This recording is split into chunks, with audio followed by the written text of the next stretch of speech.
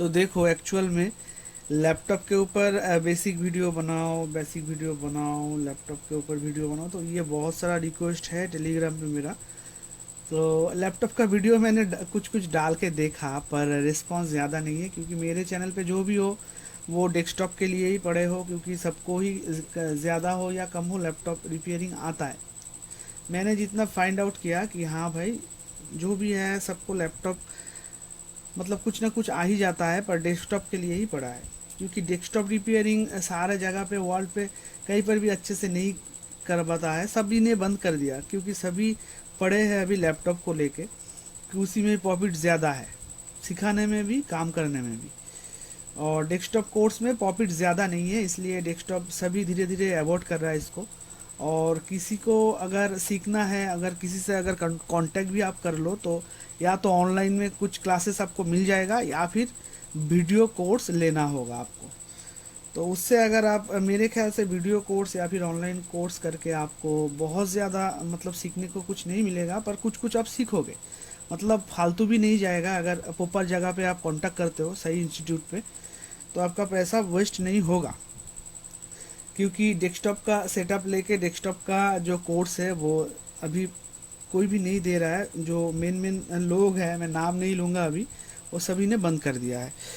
तो देखो, लैपटॉप का एक छोटा सा बेसिक नॉलेज मैं देता हूँ। इसके ऊपर 3-4 मेरा टेलीग्राम पे पेंडिंग रिक्वेस्ट था कि अगर लैपटॉप में 19 वोल्ट सेक्शन में शॉर्टिंग आ जाता है कोई भी लैपटॉप पे, तो हम वोल्टेज जो है उसको कहाँ पर इंजेक्ट करूँ, प्रॉपर कहाँ पर वोल्टेज हमें इंजेक्ट करना है, ताकि हमारा शॉर्ट हम इजीली प्रॉपरली वैसे रिमूव कर सके। तो ये मैं सबसे पहले बता दूँ, 5th जनरेशन तक जितना लैपटॉप है, अभी जो मैं प्रोसेस बता रहा हूँ 5th जनरेशन मतलब फर्स्ट जनरेशन से लेके 5th जनरेशन तक, मतलब 6 तक भी चल जाएगा। 6 जनरेशन मान लो, 6 जनरेशन तक आप ये प्रोसेस अप्लाई कर सकते हो। उसके बाद 7, 8, 9, 10, 11, 12, 13, 14, 15 जो भी जनरेशन आने वाला है, अपकमिंग जनरेशन या फिर जो भी आ चुका है 6 के ऊपर, उसका मेथड थोड़ा सा अलग है। उसको अगर यही मेथड अप्लाई करोगे तो आपका एसओसी जो है वो आप खुद ही ख़राब कर डालोगे।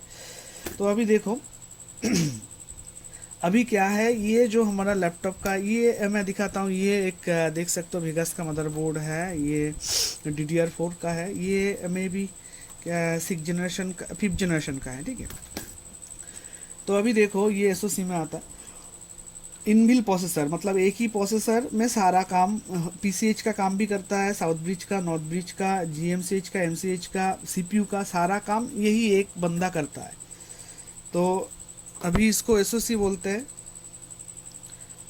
तो अभी एक काम आपको बस करना है, अगर 19 वोल्ट सेक्शन में शॉर्ट आ जाता है, लैपटॉप में शॉर्टिंग आ जाता है, तो वो कैसे फाइंड आउट करोगे।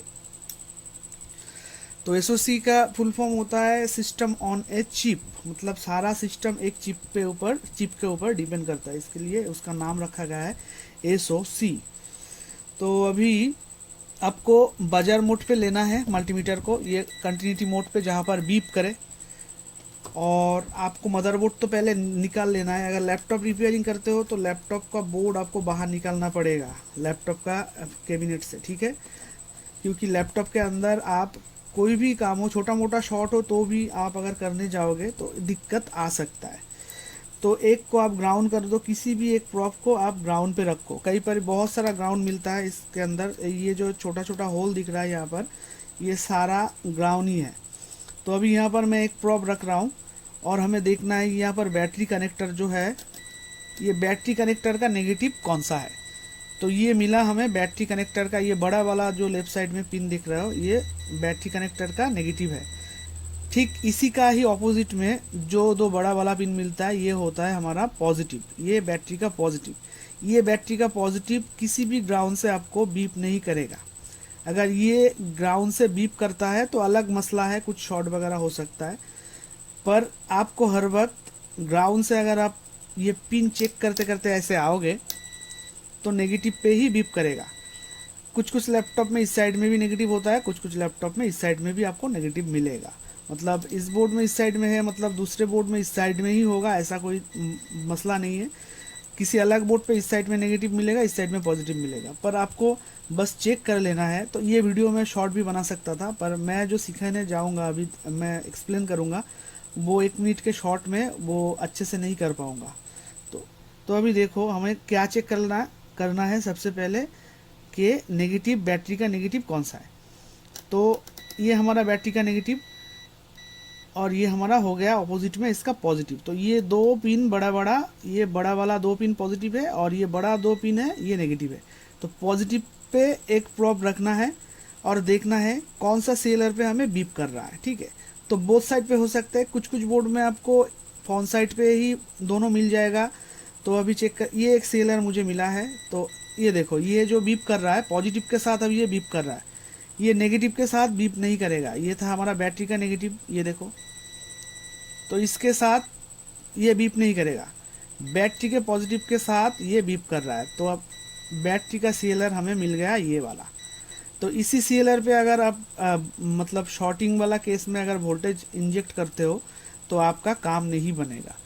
तो कहाँ ढूंढना है आपको, तो हमें एक सीएलआर मिल गया है, इसका नंबर क्या है, अगर आपको स्कीमेटिक वगैरह आता है तो और भी आसान हो जाएगा। तो ये हमें मिल रहा है R010। तो R010 जो सीएलआर है ये हमारा बैटरी से कनेक्टेड है। इसके बाद ये बैटरी होके फर्स्ट मॉस्फेट कॉयल होके वोल्टेज इधर उधर जाता है। तो उसका कॉन्सेप्ट अलग है, किसी अलग वीडियो अगर बनाए कभी भी तो हम बताएंगे। तो हमारा बैटरी का सीएलआर मिल चुका है ये वाला। तो जो बैटरी से बीप करेगा, बैटरी के पॉजिटिव से जो सीएलआर पे हमें बीप मिलेगा, उसी सीएलआर पे हमें क्या करना है, लाइन नहीं देना है। शॉर्टिंग हटाने के लिए जो हम लाइन वोल्टेज इंजेक्ट करते हैं 1 वोल्ट 2 वोल्ट 19 वोल्ट जो भी हम रख के इंजेक्ट करते हैं, तो वो हमें इस सीएलआर पे नहीं देना है। तो इस कौन सा सीएलआर पे डालना है हमें वोल्टेज, अभी इस बोर्ड में इस साइड में हमें नहीं मिल रहा है। तो हम बोर्ड को घुमा देते हैं, बोर्ड का बैक साइड में चले जाते हैं। बैक साइड में हमें ये हो गया हमारा डीसी इन, डीसी कनेक्टर। तो डीसी कनेक्टर के बाजू में ही आपको ढूंढना है। तो ये देखो ये मिल गया। तो ये वाला जो सीएलआर है, ये सीएलआर ये भी R010 ही होगा। हाँ R010 एक ही टाइप के दिखने में है दोनों, पर बैटरी का जो है उस साइड में है और डीसी इनका, डीसी के साथ जो कनेक्टेड है वो ये है। तो और भी पास आ जाओ, क्लियर हुआ, अब क्लियर हो गया। सॉरी वीडियो क्या हो रहा था। तो देखो अभी ये जो हमें सीएलआर मिला ये हो गया हमारा डीसी सीएलआर। तो इस पे हम वोल्टेज इंजेक्ट कर सकते हैं, ठीक है। अगर 19 वोल्ट सेक्शन में शॉर्टिंग आता है तो हमें इसी सीएलआर पे वोल्टेज इंजेक्ट करना है। और कौन सा सीएलआर पे नहीं करना है, अभी देखो ये जो सीएलआर है, एक सेकेंड, ये जो सीएलआर हमें मिला है, इसी सीएलआर बैटरी के किसी भी एंगल से ये बीप नहीं करेगा। ये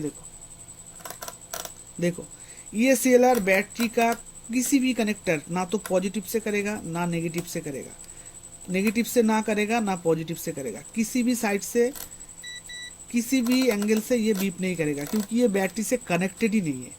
ना तो ग्राउंड से कनेक्टेड रहेगा ना बैटरी से कनेक्टेड रहेगा, ना तो बैटरी का नेगेटिव से कनेक्टेड रहेगा ना तो ग्राउंड से कनेक्टेड रहेगा। डायरेक्टली ये डीसी जैक से कनेक्टेड, डीसी इन से कनेक्टेड होगा। तो अभी हमें मिल चुका है ये वाला सीएलआर पे कोई भी बीप नहीं है बैटरी के साथ। तो यही वाला सीएलआर हमारा जो डीसी का सीएलआर, डीसी इन का सीएलआर है, इस पे ही हमें वोल्टेज इंजेक्ट करना है।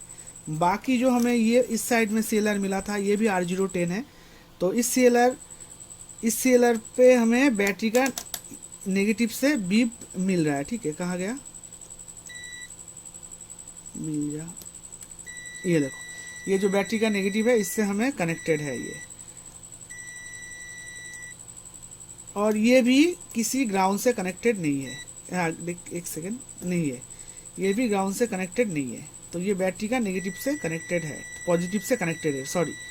और ये है हमारा बैटरी का नेगेटिव और ये है हमारा बैटरी का पॉजिटिव। तो पॉजिटिव से जो कनेक्टेड है, जिसको बीप कर रहा है, यही है बैटरी का सीएलआर। इसमें वोल्टेज इंजेक्ट नहीं करना है।